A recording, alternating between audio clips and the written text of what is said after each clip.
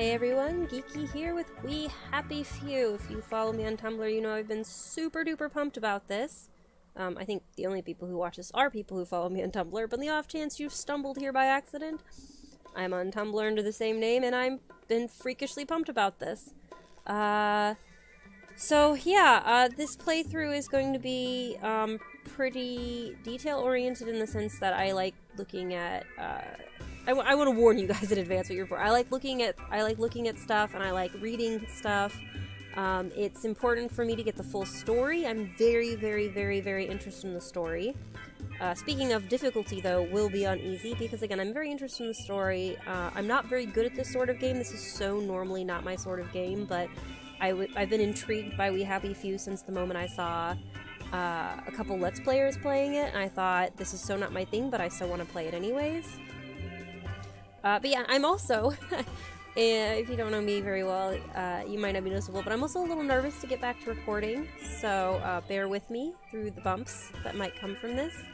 I did go through and play a little bit at the beginning just to test out the sound.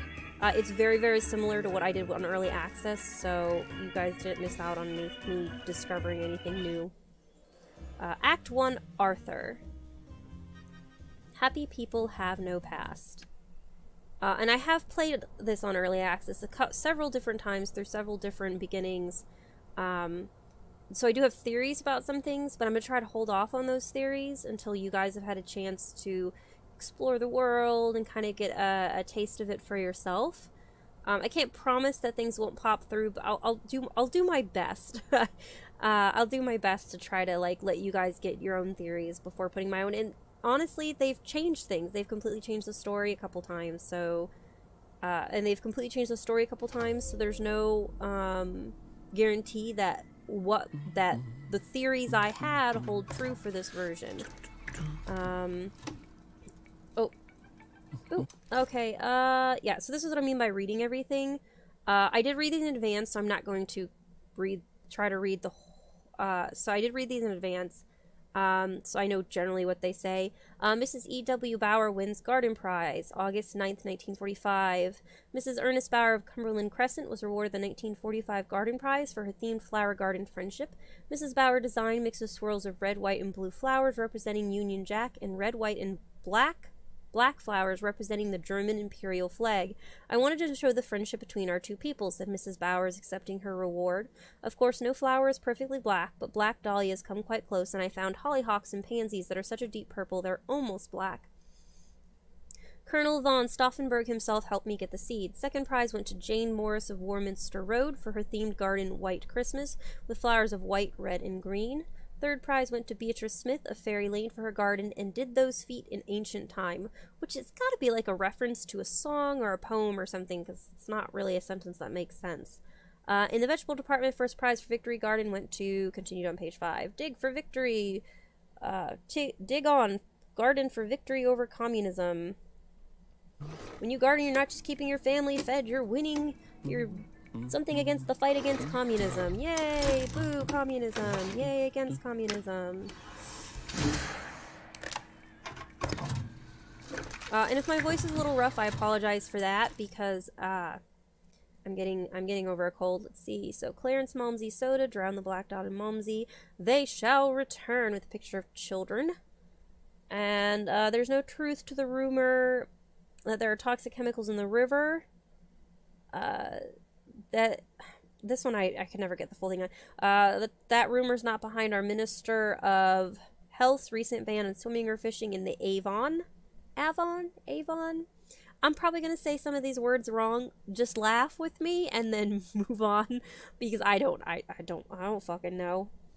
Something Joseph Lister explains that the rumors of a chemical spill from the Bristol alkali plant in something home were unfounded. The pharmaceutical plant has a perfect safety record, and all the blank is modern, something blah blah, and some excitable citizens would have it. Nevertheless, Minister Lister requests that citizens refrain from using the river's waters until, continue on page 5. Oh, there we go. This equipment is modern and recently inspected, nor is it true that, and there's a bunch of stuff that just cut off, I guess. Oh, and the directions. Load document canister. Rotate dial to unroll. Select text to be redacted. Use the top and bottom tabs. Slide approve or restore as appropriate. Oh, Hasting Brothers God. win scrap gathering prize.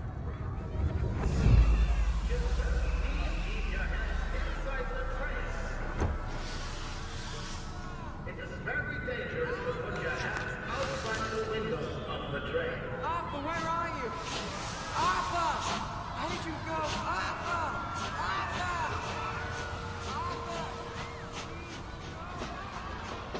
I should just take my joy, shouldn't I?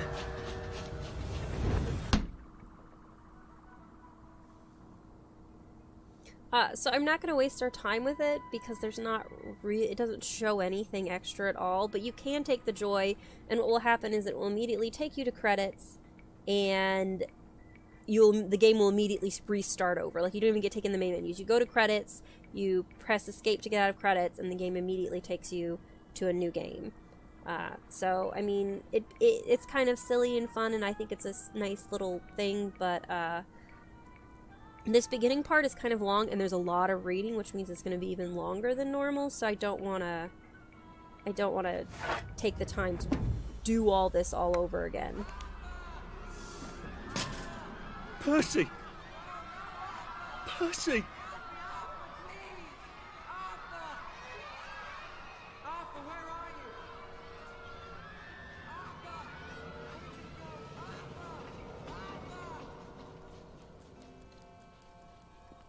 What have you been up to? No one's seen you for hours. Hey, knock first. Nose to the grindstone, you know. Then why haven't I heard a single whoosh through the door since 10 o'clock? Why are you spying? Did you forget we're having Deirdre's birthday party? Oh. We've got a piñata. Ooh, Right. pinata. Brilliant. Of course. Have you forgotten your joy? Of course not. Snug as a bug on a drug. Well, come on then, finish up.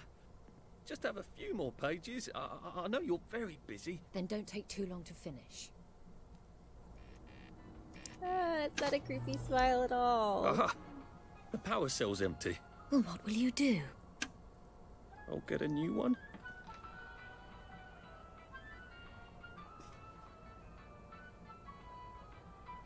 Arthur Hastings, Employee of the Year, Department of Archives, Recycling, and Printing, City of Wellington Wells.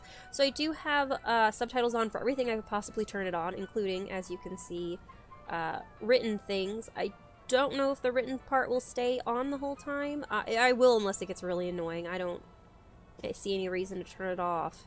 It's a little weird for me, but I can get through it. When I was playing earlier to test the sound out, I saw this fucking pit bull, bulldog. I don't know. I don't know dogs. I'm gonna be honest. Maybe those are the same dog. Maybe they're not. I don't know. A wrinkle dog. I saw this wrinkle dog just fucking chewing the shit out of this poor bird's neck.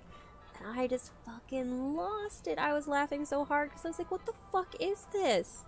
What is this dog doing? Who commissioned this? Who was like, yeah, I need a wrinkle dog chewing on a bird neck out here? That is a giant fucking statue that the world needs. Yeah. So yeah, I was testing the sound, and that was one of the things I tested. It can't be this hard to finish up a day's work, can it? Listen, you're the one who's sitting around there listening for when whooshes are going on behind doors. I don't want your judgment. Okay, so see, this is really interesting. Only one of these file cabinets was locked in the first time I was playing around this. So this is, and that's actually part of this game. The world is procedurally generated, which for those like you who were like me before I started playing this game and didn't know, that means that the world is always fairly random. There are certain things that are always going to be available in, like, say, there are going to be certain things that are always available in certain places simply because that's the only way to move the story forward, but otherwise all the rest is completely random. So every time you play is, I wouldn't say it's like a brand new game, but it's going to be very different. Here's my pill bottle. Hello, pill bottle. Let's see, anything good? Can't read that. something regulations? I don't know. I do hope you're planning on finishing by Victory Day. I would hope you'd have something better to do than sit here and watch my dumb ass run around this fucking office. Fuck you. Fuck you. Let's see. Edition number 17.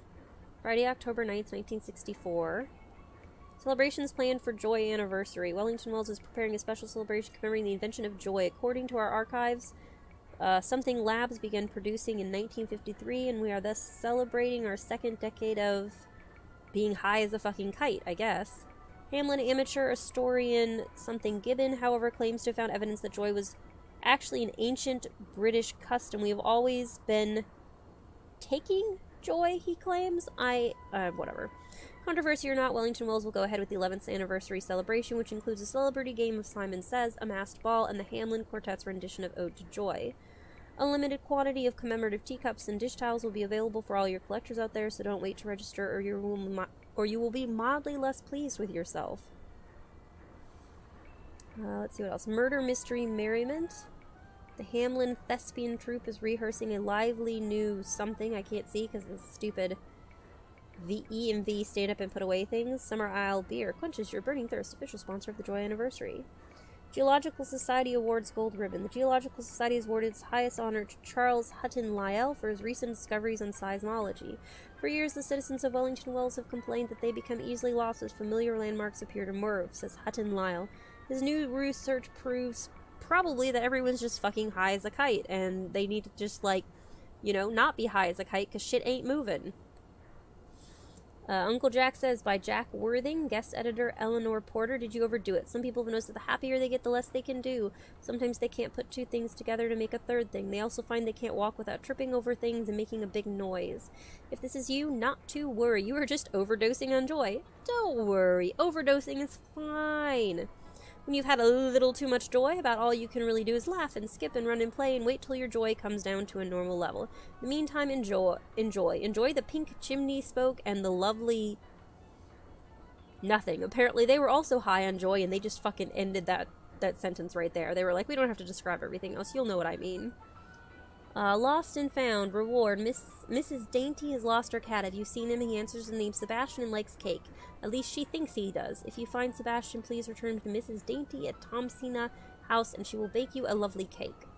Lost. Miss Letitia Prism recalls that she once lost a handbag at a train station. She can't quite describe the handbag, as it has been many years since she saw it, but something feels it must have contained something precious. You should see such a handbag. Please return to Miss Letitia Prism. Way to go.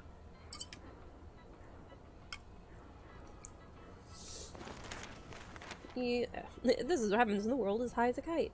I haven't had breakfast or lunch, so I'm really looking forward to a slice of real cake. Well, no one's stopping you, bitch. Go. I'm not stopping you. I'm exploring. I'm allowed to explore. It's my fucking office. It can't be this hard to finish up a day's work, can it? You know what? Oh, what's your smack talk? What is this? Oh, isn't that the same one that's over here? Arthur. Do you really have two copies of the same book in your fucking office? What a douche. What a douche canoe. Do you know I used real butter in Deirdre's cake? And that was the last of it. Well, I didn't ask you to use real butter. Stop acting like I am literally not doing anything. I'm literally running around my office like a mad person. And you could very easily get the fuck go. Do you have any idea how hard it was to find flour for a cake? I'm going to be quite put out if it goes stale. Well, no one's stopping you. Look, this is me. Not stopping you. Just running I'm afraid around. I lack my father's common touch. So could you just pretend that I know how to motivate you? Listen, I'm gonna go back to work, but only because I'm tired of your nonsense. Okay, and there's nothing else left to do. As far as I can tell. Oh, so this chair does not look like it'd be very comfortable to sit in for long hours.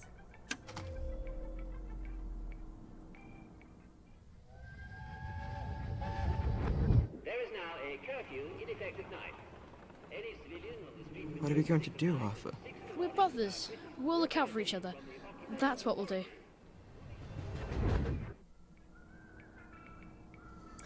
Hastings Brothers wins Scap Gathering Prize. Percival and Arthur Hastings. Oh, June 4th, 1947. Percival and I'm going to do my best to try to keep all these dates sort of known so I can have an idea of when things happen. I'm very, very bad at numbers, which means in a lot of ways I'm very bad at dates, so you'll just have to excuse me if when I inevitably get it all wrong. So June 4th, 1947. Percival and Arthur Hastings were the surprise winners of the scrap dive. Arthur told the judges that his brother has a photographic memory. Percy knew exactly where all the old cars and prams and things were in the Garden District. Percival himself rarely speaks to strangers, apparently. The scrap was melted down to use to support the war effort against the Soviet Union, which by all reports is going splendidly. The brothers brought in a record 1,654 pounds of scrap steel, winning them a 50-pound victory pride against communism bond. Wow, you guys got fucked over, that's for sure. I guarantee you that was worth way more than that. The second prize went to Alan Unwin, who brought in 315 pounds. Yeah, that's a pretty big difference between the first and second place. Coco, absolutely pure, therefore best. Swift and strong. I guess those look like bullets to me. I don't know. Or maybe they're pens? I don't know. Upper right is what I'm talking about. Lower by your victory against communism bond. Save now, rejoice later. Right. Nobody's having nightmares over that. Listen, what are you doing? Well, I expect you in the conference room presently. Don't dawdle. You don't want to miss the piñata. I want to miss whatever the fuck I want to miss. Don't tell me what to do. Wasn't Prudence supposed to be coming back today? Hey. I made her a welcome back card. Hey, I was talking to you. You were sitting there being annoying as fuck, and then as soon as I actually talk to you, you move away? God. Let's see. Cure torpid liver, sour complexion, bilious headache, but be sure they are Carter's. 1 pill is 1 dose. Have you used Pear's soap? If you're out of milk, give him Cheshire's Curiosity Pop. Good! Exclamation point. Yep, that's nice and healthy for infants, I'm sure. Okay, so this is 1947, which I think is the same year as the last one. See, I've already forgotten. See, this is what you guys have to put up with. I'm sorry. General Bing clarifies registration procedure. May 7th, 1947. General Robert Bing, the municipal liaison for the Occupation Authority, appeared on Parade Street late last night to speak to a crowd of citizens urgently requesting clarification of the new child registration rule.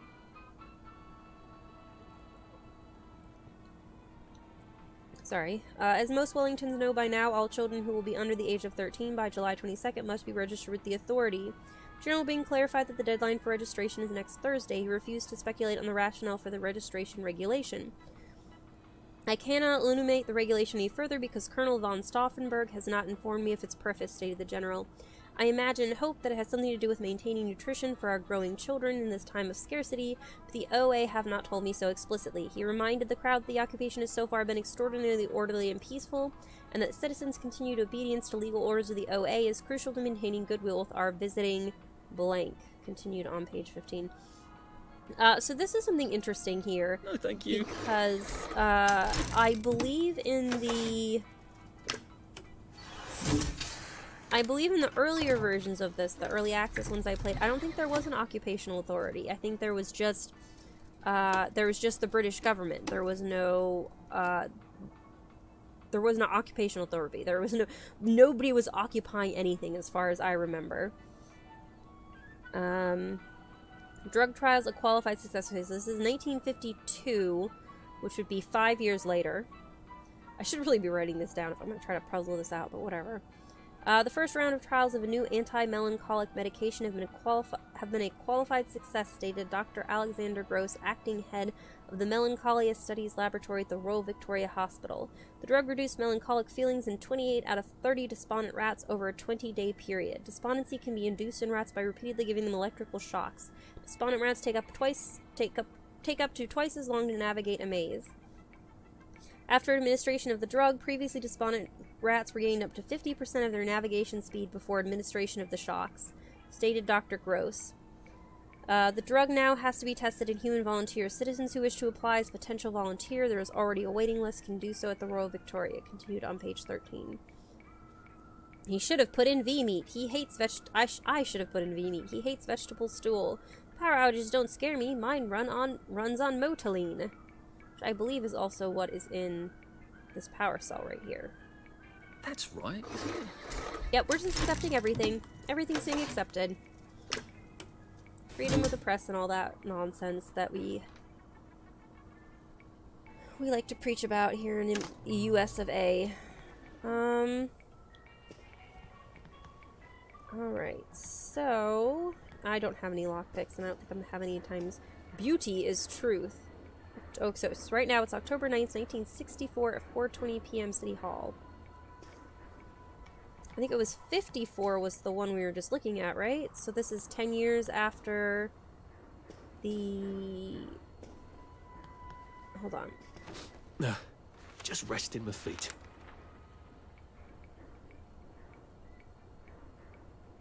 Okay, so, yeah, 54, because 1953 is when it says it started producing, and so my guess is 1954 is when they started really testing it. And so if it's 64, it's 10 years after they started the Joy.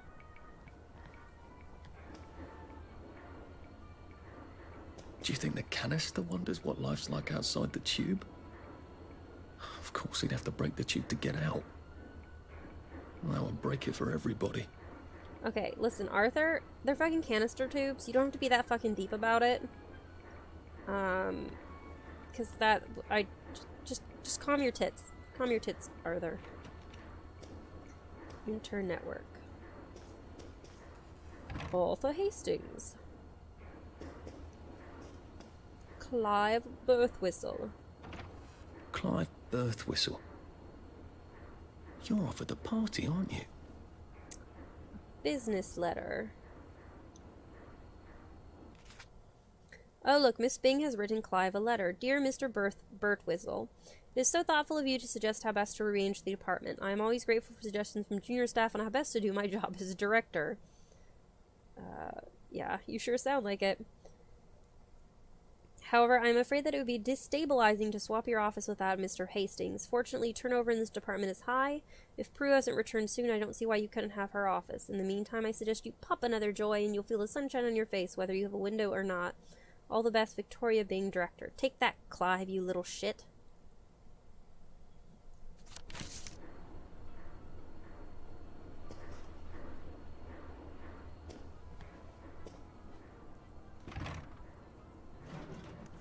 I almost guarantee I'm not going to find anything in these.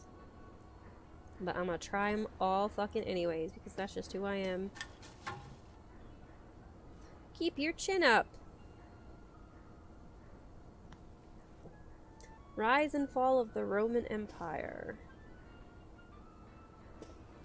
Restricted area. No unauthorized personnel beyond this point. What a jackass. Look at this. This is fucking ridiculous.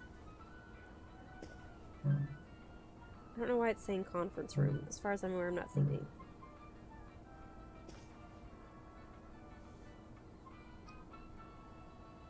What? Oh.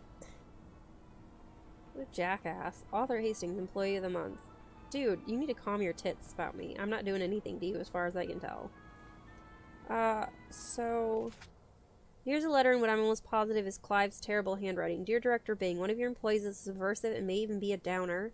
I overheard him in the commissary telling a friend that he thinks that his job redacting old articles is silly, and what's so scary about the truth?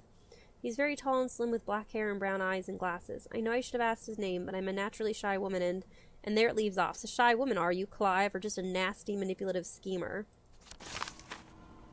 That little shit. He wants my view. Well, I mean, in all fairness, like, it is kind of nice to, have windows. Can I take the cricket bat? Those things are, like, insane.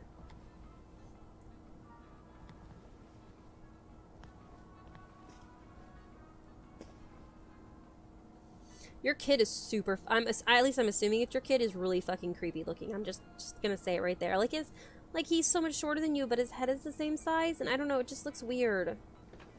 Just... Well, let's see what Miss Bing thinks of your work now, Clive. Yeah, we're gonna let everything go through.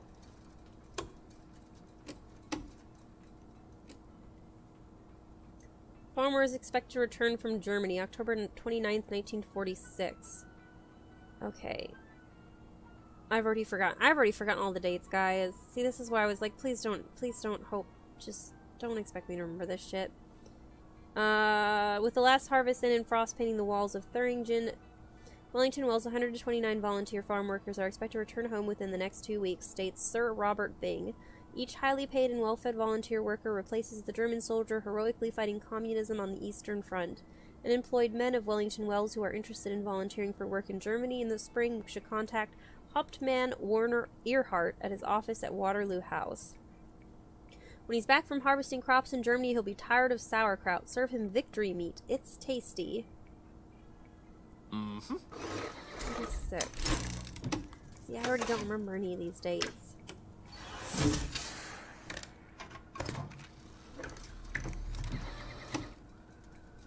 Taxi service restored on 3 wheels. June 7th, 1952. Wellington Wells once again has taxi service. Bicycle taxi, that is. The enterprising young Nigel Hemmingford is now carrying paying passengers across Parade Street. He's also willing to take out up to 2 customers at a time anywhere in Wellington Wells. Mr. Hemmingford, 17, built his taxi out of 2 bicycles with the assistance of his father, Edmund Hemmingford, known locally as the Wicker Man for his mastery of the arts of crafting wicker. Sitting of Mr. Hemmingford, the Younger's bicycle rickshaw, as he likes to call it, takes its inspiration, according to Mr. Hemmingford the Elder, from Roman racing chariots. Contrary to what you've seen in old movies, these had to be as lightweight as possible, yet sturdy. Continued on page 14. But why? There's so much space here, guys. Come on, get your shit together. That's a rather inconvenient bit of history. Is it really? Is bicycles really a bit of inconvenient history? Tell me how, Arthur. Explain it to me. Friday, May 19th, Kensington Metals Boat Club. The Michka Nishke Dance Orchestra, English Girls Welcome. Wellington Under reopens, May 12th, 1944. Thanks to the heroic efforts of Colonel von Stauffenberg's efficient mechanics, the Wellington Under will restore limited service. The following stations will be served from 1 hour after curfew ends to 1 hour before curfew begins. Waterloo, Minorca, City Hall, Trafalgar, Thermae, Victoria. Tickets are £1, £6. Tickets are £1, £6 for the aged. Details are available at the stations during operating hours. But if curfew is going on, the Wellington Under is supposed to be like a train station, right? But what's the point of having it open when it's after curfew? Oh, it's after curfew ends. Oh my god. Okay, I was reading that completely wrong. I was reading that in a really dumb way. Like, for some reason, I thought it was running only during curfew, and I was super confused. Ignore me. I hope I did that right.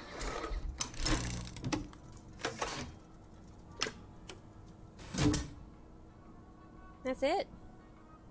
Well, I mean, I don't think he's gonna get in trouble really bad. Well, you know what? I'm gonna take his fucking power cell, though. Good luck finding another one, because I'm gonna take all the ones I find, and fuck you. Asshole.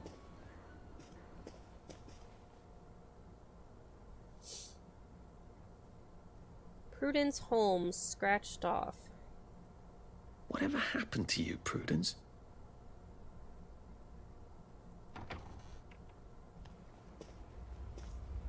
Oh.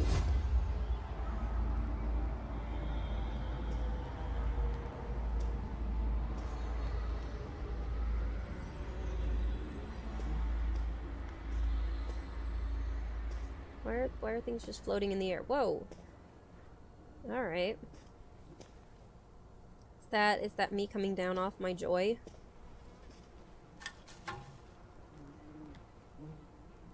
Welcome to Shell Beach. St. Louis to Canada. Escape by boat to the land of natural wonders. You're not coming back, are you, Prue? But where did she go? I mean, it kind of sounds like she tried to leave the UK. And, I mean, I could be wrong, but I don't... I'm guessing they probably are not going to let you do that. I don't know what's going on in society yet, but... it's probably not good. Also, how did you guys let all this fruit go this bad? Why didn't no one come in here and eat it?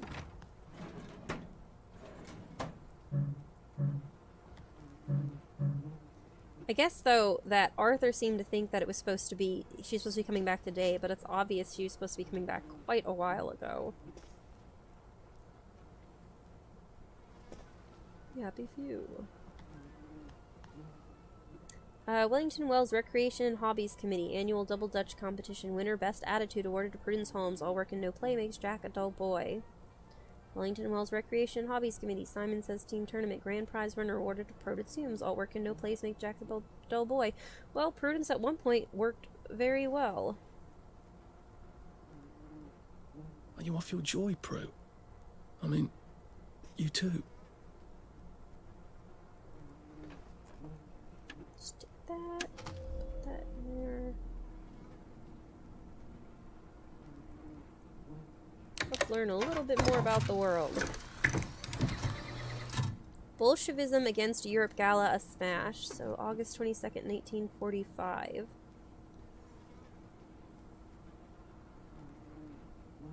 The new and exciting exposition Bolshevism Against Europe had its sparkling gala at City Hall last night. 88 invited luminaries, including the new queen of the Wellington Wells stage, Jane Morris, as well as the members of the executive committee and, of course, Sir Robert Byng and his eye-catching daughter Victoria, attended the glamorous function.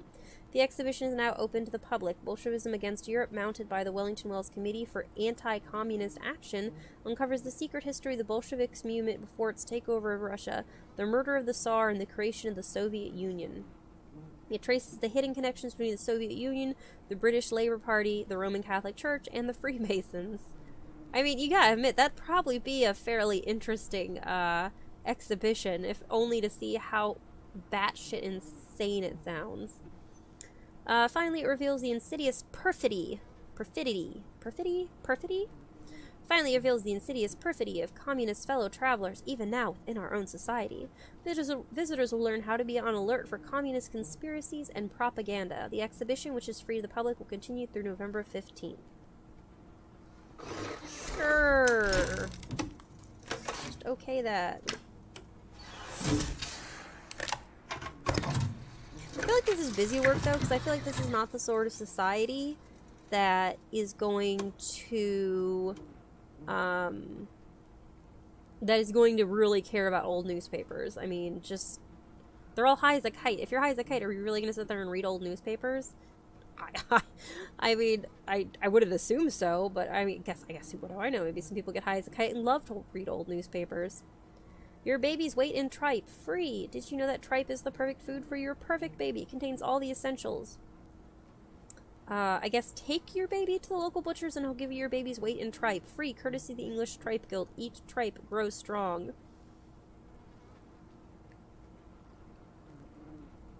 And there's a baby licking, I guess, blood from its fingers. I don't know. Tripe is part of a cow's stomach.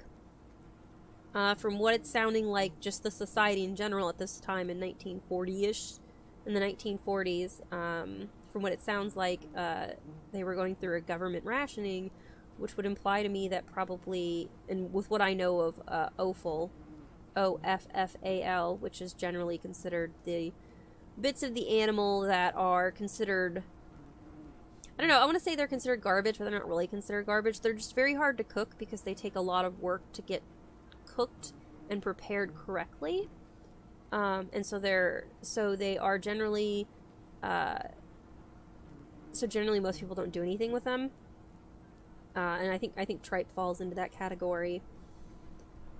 So it's not, it would not be something you would want to eat willingly if you did not have to, basically, unless you could pay somebody to cook it for you. Remember to turn in your automotive. August 22nd, 1945. Colonel von Stauffenberg reminds citizens that all private automotives have been requisitioned by the municipal authorities on behalf of the Imperial German Army and must be turned in by October 2nd.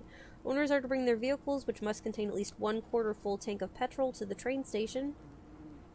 To reduce queues, vehicles with license plates ending in 1 and 2 may be turned in on Monday, 3 and 4 on Tuesday, 5 and 6 on Wednesdays, 7 and 8 on Thursdays, and 9 and 0s on Fridays.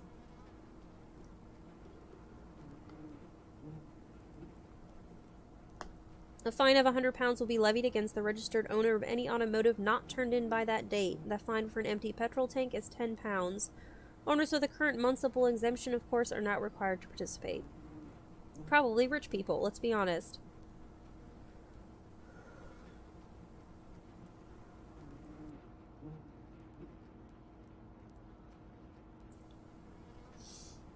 I just muted and unmuted the mic because I had to cough. Hopefully it worked correctly. I actually did not test this out beforehand like an idiot. So hopefully this entire take is not ruined. Prove all that shit. Let's prove everything. I like though how he doesn't mind at all probably the incredibly nasty smell that is in this room of all this completely decayed fruit. And he's just like, oh yeah, I'm just gonna sit here and do this job for Prue, whatever. Share the meat. Why is this share the meat from June 21st, 1947? But the newspaper article is from July 2nd, 1946? Is that a mistake, or are we supposed to take that as a hint for something? I don't know. I don't know enough. They've changed the story so much. AKA, this game originally didn't have a story. There was no story. It was literally just supposed to be a procedurally generated world that you attempted to escape from over and over and over again as many times as you wanted, and story kind of accidentally snuck its way in there, which I love that. Don't get me wrong. I think that's amazing. I love that. I love that story just happened without them meaning to. So I don't know if this is a mistake or a hint. Anyway, so share the meat from a year in the future, apparently. While we are waiting for cattle stocks to recover across the bridge, remember to consume meat responsibly. Share meat rations with your neighbors. Make stew out of bone, fat, and meat scraps.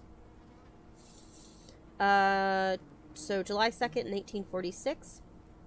Margaret Worthing will open Battle of Flowers. Miss Margaret Worthing has been crowned in the junior field commander of the 1946 Battle of Flowers, which takes place this Sunday. She will lead the annual flower parade accompanied by her father, Jack Worthing, former lead actor of the Will Kemp Traveling Players. I'm pretty sure Jack Worthing is the same Jack Worthing they mentioned in the newspaper.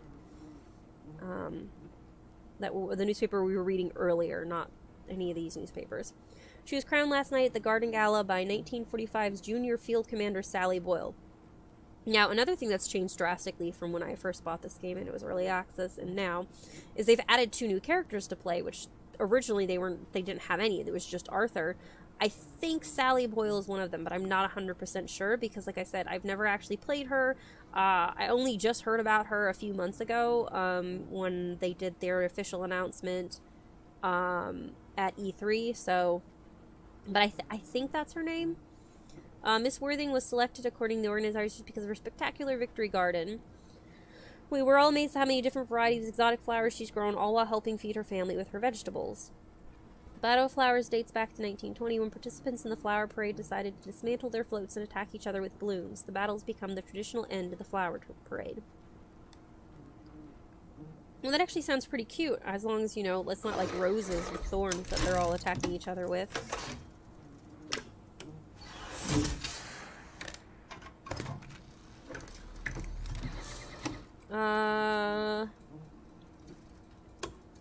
Future's in our hands. They shall return. Littles, Dandelion, and Burdick. Visit your chemist today. Police arrest 4 in breeder riot. November 1951. So this is significantly after a lot of the other stuff we were reading. 1 man, Randolph Alderley, and 3 unnamed women were arrested and with the breeder. Police were calling another breeder riot Sunday night. The victim, Mrs. Ann McCutcheon, appears to be in stable condition, as is her husband, Mr. Cyril McCutcheon. There's no word yet on the condition of her baby, whose birth was not expected for another 2 months. The arresting officer, PC John Constable. Really? Your last name is Constable and you're a police officer? Anyways, that sounds like a fake fucking name is all I'm saying. The arresting officer stated it is dangerous for women who are in a family way to strut their condition about. Frankly, it sets people off when decent folk are doing their level best to forget. Continue on page 33. So something in the past happened with fertility rates, huh? Because they're making it sound like... seeing a pregnant woman is extremely rare and something that would upset people. Well, I mean... if you're always fucking high all the time and you're high on these drugs, like... did anyone test what the drugs did to fertility? Oh, hold on. Hi, Marcy. Do you have a good nap? Hi, sweetie. Did you have a good nap? Sorry, my daughter just woke up. She's coming out of her bedroom right now. Alright, I want to get...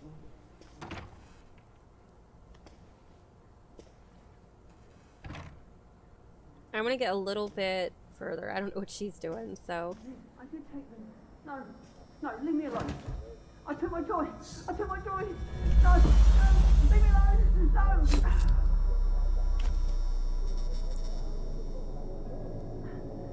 Oh, hi, Arthur. Hi, sweetie. Hi. Oh. Sorry, my daughter's here.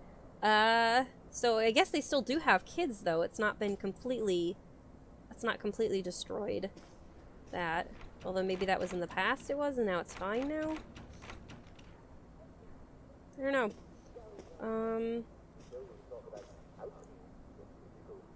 So, you could see someone talking on the bottom. Central processing unit.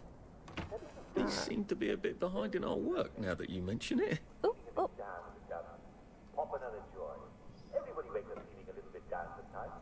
Hi, sweetie. Alright, well, I think we're going to have to end it there. I wanted to go a little bit further in to get to where the story starts really, really going. This was probably so boring for you guys, and I apologize for that. I really wanted to at least get to the story stuff, but I also know that when I'm playing, like, I cannot stand when, I cannot stand when people aren't reading shit and going through that shit, because I'm like, that could be important stuff. Like, I need you to read that so I can read it and know it. I'm just gonna go away from the noise. Okay. So I do apologize for that, and I hope it wasn't really too horribly boring. I'll have a new update for you hopefully tomorrow, and we'll actually get the story moving along further instead of a lot of this background stuff we've been doing. But I hope you guys enjoyed, and I hope you guys are looking forward to more of it. I promise, like, this is very, very similar to what I've played in the past, so I promise next episode shit's gonna get wild, and it's gonna get a lot more interesting. Assuming, of course, you were bored by all the reading. But yeah, I do hope you guys enjoyed yourself at least a little bit, and I hope that you guys like learning about the world, and I hope you guys like learning about the world, and I hope you're excited about the world, because I am. I'm very excited about this world. I'm excited about what's happening with it, and I'm so excited to learn all about it, and I hope you guys are too. And I guess I'll see you next time. Bye!